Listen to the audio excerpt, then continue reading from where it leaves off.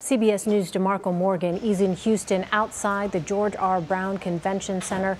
So DeMarco, the rain may be over, but how much longer do officials anticipate the need to continue rescue operations?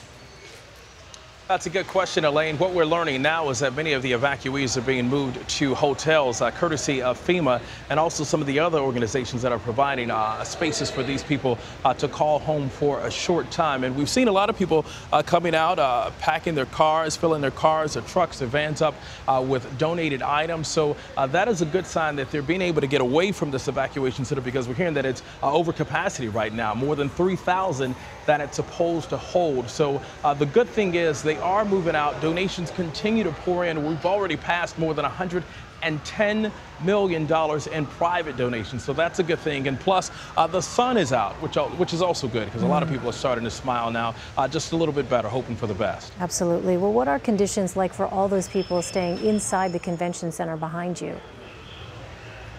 Well, the conditions, they vary. We're told that the lines to the restrooms are long, that, they're very uncomfortable now. A couple of days ago, Nora, my colleague, was reporting that some just had only one blanket for family members that had about 6 to 7 or 10 family members. So I think that has changed, pretty much changed. We've seen a lot of happy people. Like I said, people are smiling, regardless of or despite, I should say, the conditions here. You could only imagine the frustration that was going on just yesterday. So I think the fact that people are starting to leave, people are starting to reach out to some of their relatives, their friends, people are stopping by and picking up people, that has changed for the better. And I'm sure the fact that people are now leaving, they get to have their own fresh bathroom somewhere else, whether it's with their aunt, their mom, a relative, or at a new hotel, like I said, where many of the evacuees, just at this hotel where we're standing under right now, some of the evacuees are crossing the street. So I think it's getting much better by the minute. Right, and so it looks as though now, DeMarco, some folks at the very least are trying to return home.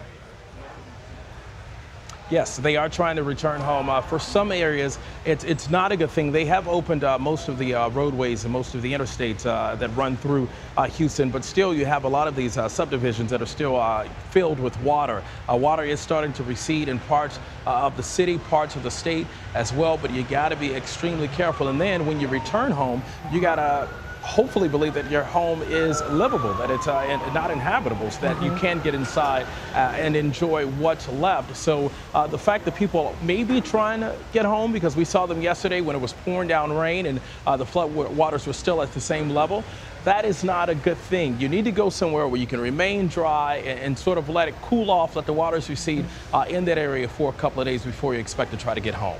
All right, DeMarco Morgan at the George R. Brown Convention Center. DeMarco, thanks so much. You bet.